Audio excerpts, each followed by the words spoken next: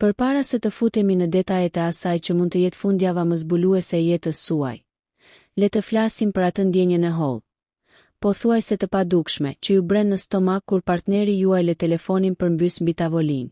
Nuk është thjesht xhelozi. Është ai instinkti njerëzor që nuhat ndryshimin në ajër përpara se stuhia të godas.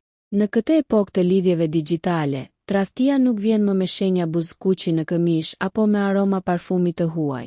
Ajo fshihet pas pikslave, pas aplikacioneve që duken si kalkulator dhe pas njoftimeve që fshihen sapo ekrani ndizet.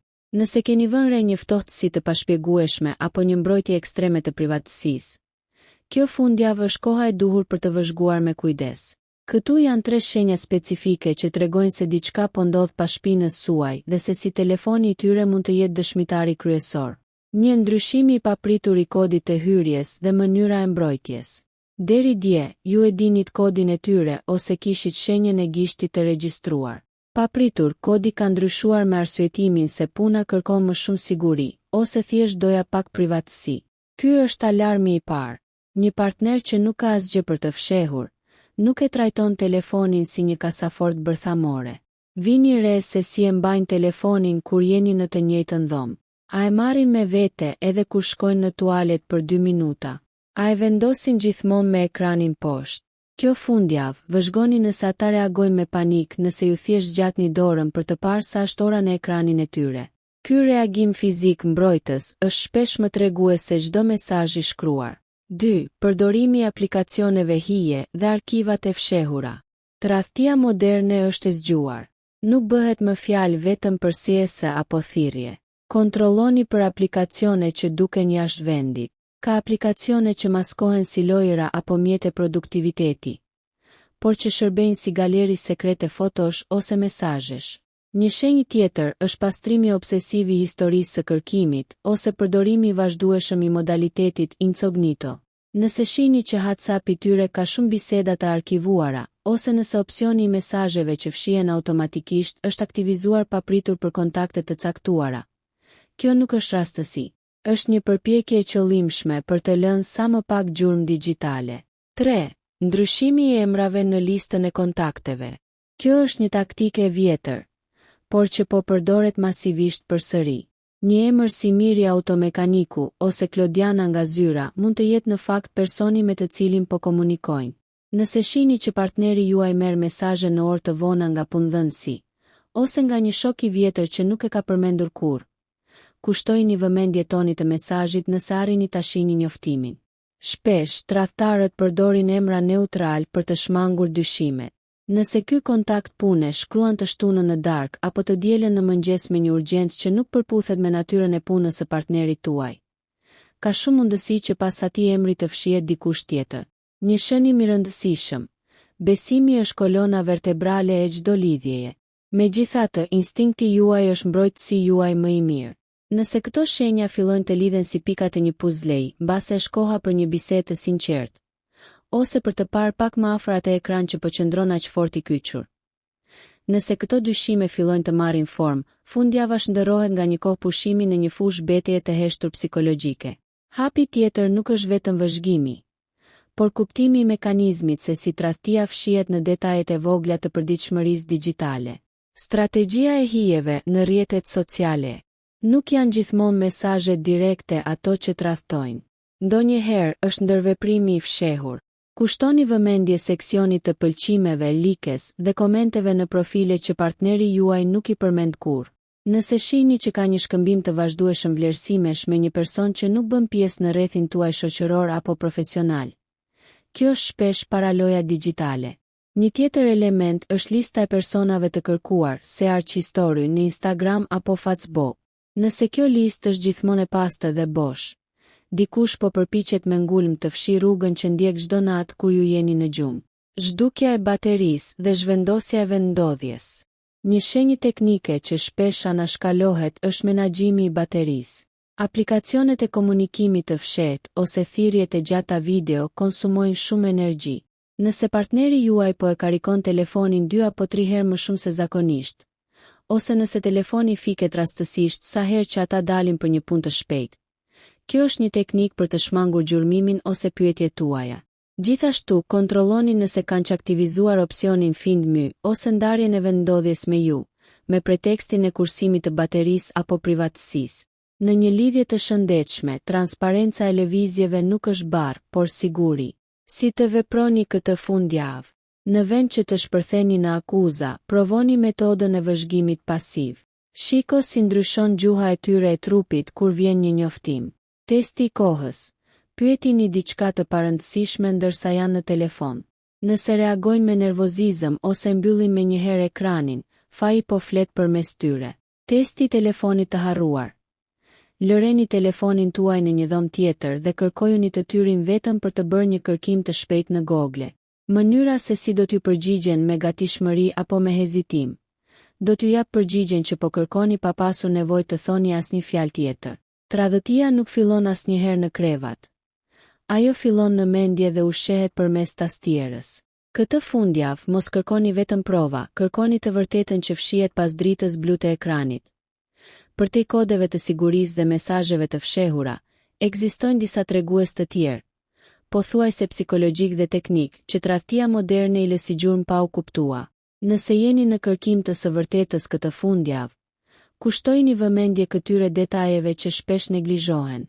1. Bluetoothi dhe lidhjet automatike. Një nga mënyrat më të shpejta se si zbulohet një tradhti është përmes makinës. Nëse partneri juaj udhëton shpesh vetëm, kontrolloni listën e pajisjeve të lidhura me Bluetoothin e makinës. Nëse aty shfaqet një emër celulari që nuk e njihni, PSH, iPhone i edit ose Galaxy 23, kjo do të thotë se dikush tjetër ka qenë në makinë dhe ka ndarë muzikë apo thirrje. Makina i mban mend të ftuarit edhe kur partneri juaj haron t'i fshijë ata. 2. Konsumi i të dhënave, data usage. Nëse nuk keni akses direkt në mesazhe, shkoni te cilësimet e telefonit, settings dhe kontrolloni cellular data ose data usage.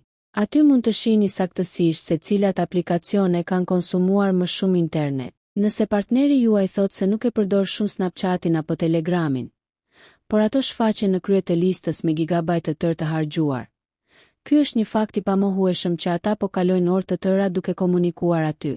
3. Ndryshimi i vibej të muzikës dhe listave të luajtjes.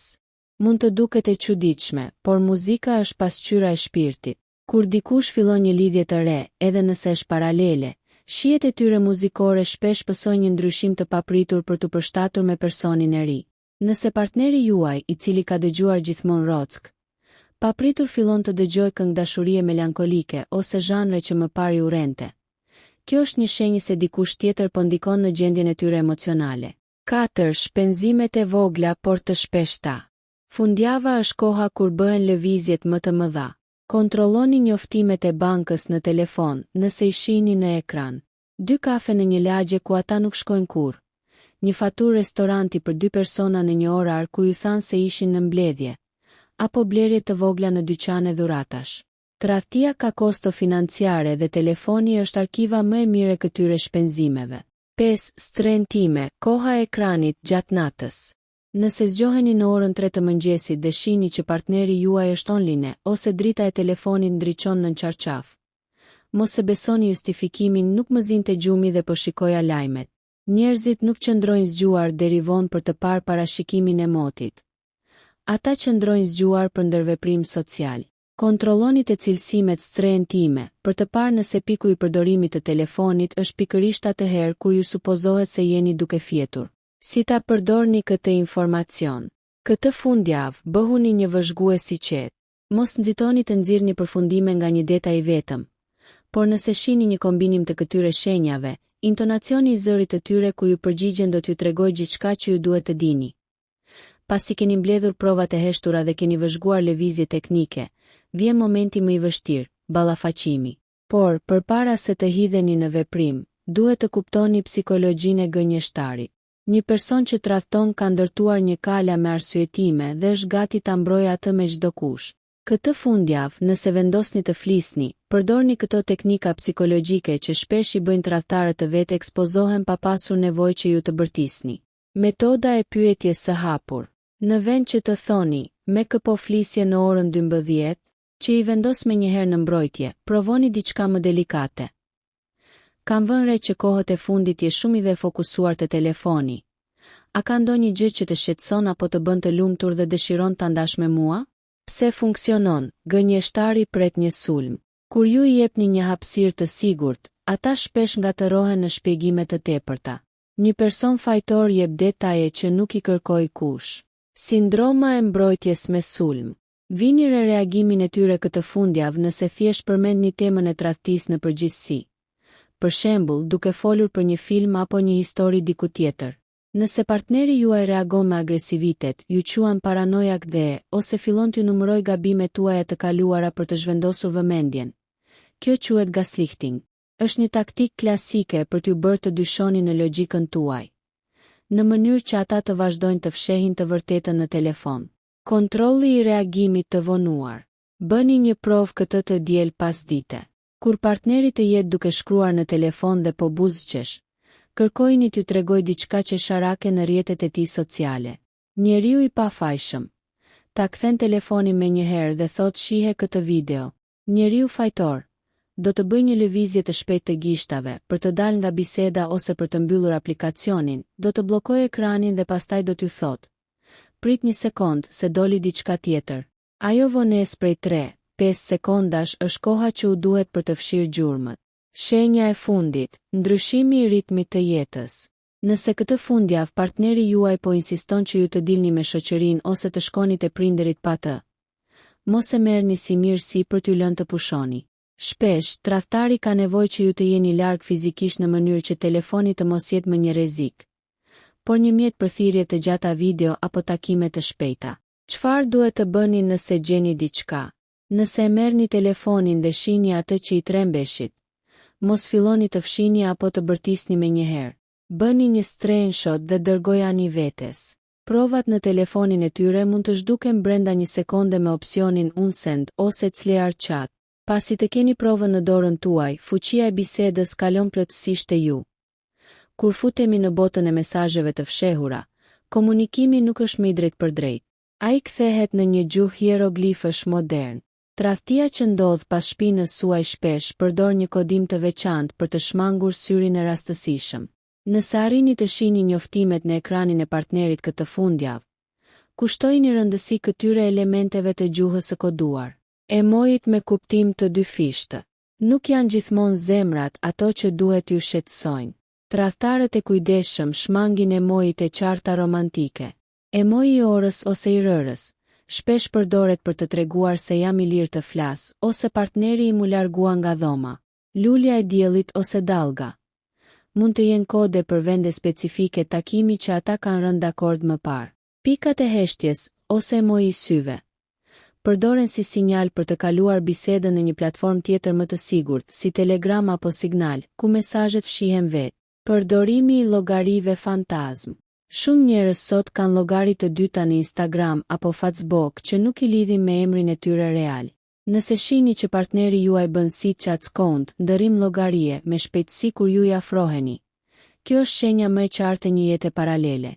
Këto llogari shërbejnë si një zonë e sigurt ku ata mund të pëlqejnë, komentojnë dhe flasin pa lënë asnjë gjurmë në profilin që ju njihni. Ndryshimi i tonit të shkrimit. Nëse keni mundësi të lexoni një bisedë, vini re nëse partneri juaj po përdor një zhargon ose mënyrë të shprehuri që nuk është e tij. Ne priremi të imitojmë mënyrën e të shkruarit të personave me të cilët kemi një tërheqje të fortë. Nëse ai va ajo fillon të përdor fjalë të reja, shkurtime që nuk i ka përdorur kurrë, apo një stil më rinor ose më provokues, kjo është dëshmi e një ndikimi të jashtëm të fuqishëm. Kur telefoni vdes në orare fikse. Kushtojini vëmendje këtë fundjavë nëse telefoni i tyre fiket gjithmonë në të njëjtin orar. Për shembull, çdo të shtunë nga ora 18:00 deri në 20:00. Justifikimi më la bateria ose nuk kisha val që përsëritet në mënyrë ciklike. Nuk është problem teknik, por një dritare kohore që i dedikohet dikujt tjetër. Telefoni fike që të mos ketë asnjë mundësi që ju të telefononi dhe të dëgjoni zhurmat e ambientit ku ata ndodhen vërtet. Nëse dyshimi juaj ka kaluar për te ekranit të telefonit, kjo do të thotë se po filloni të lexoni energjinë e marrëdhënies, e cila shpesh është dëshmitarja më e saktë. Tradhtia lë gjurmë në rutinë, në shtëpi dhe në vetë trupin e personit që po gënjen. Këtu janë disa shenja të tjera ofline që duhet të vëzhgoni këtë fundjavë. 1. Ndryshimi i hormonit të lumturisë pas punës. Vini re gjendjen emocionale të partnerit kur kthehet në shtëpi. Shenja.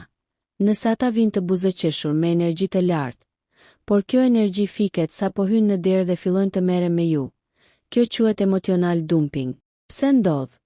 Ata e kanë marrë dozën e tyre të dopaminës diku tjetër dhe shtëpia tani u duket si një vend detyrimesh dhe mërzie. Një person që nuk ka asgjë për të fshehur, zakonisht e shkarkon stresin e ditës të partneri. Tradhtari e shkarkon lumturinë diku tjetër dhe sjell në shtëpi vetëm mbetjet emocionale. 2. Obsesioni i papritur me pastërtinë e makinës. Makina është shpesh vendi i krimit për takime të shpejta apo biseda telefonike të gjata. Vëzhgoni këtë. A ka filluar partneri ta lajë makinën më shpesh se zakonisht? Apo përdor aromatizues të fortë? Detaji që i tradhton. Kontrolloni pozicionin e sediljes së pasagjerit.